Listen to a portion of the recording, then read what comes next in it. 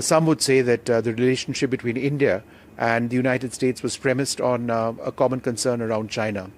Is that dynamic also changing with or without a trade deal? At least a little bit it is, but part of it is because the Indians are in a better position to push back. There is, sort of a spectrum of how countries fall between FAFO, fool around and find out, and taco, Trump always chickens out. Right. And on the FAFO side, that's the headline right there, but carry on. Well, I mean, it's pretty clear. That's how right. Trump sees the world. Yeah. And, FAFO, you've got, for example, the Venezuelans and the Ukrainians, and taco, you've got the Chinese and the Russians. Right. And it turns out India is actually more on the taco scale. Yeah. Why? Number one, Modi's a very popular leader who's been in place for 10 years plus and understands that he's going to be there longer than Trump.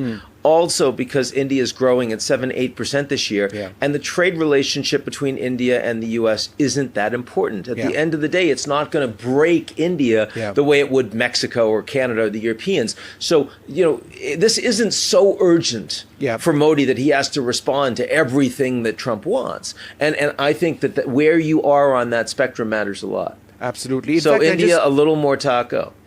True. There's just been this IMF revision of India's GDP numbers. That's gone up to 7.3%, despite the fact that sanctions are at 50%.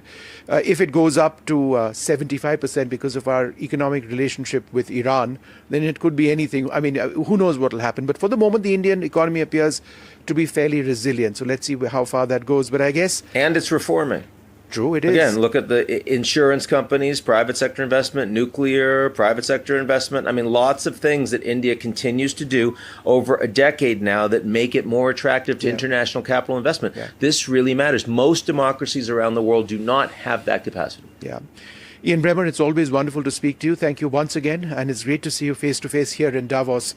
I would suggest that day after tomorrow is going to be one of the biggest and most important days of the year. Donald Trump over here is going to come with a big message. What's it going to be? We're going to have to wait to find out.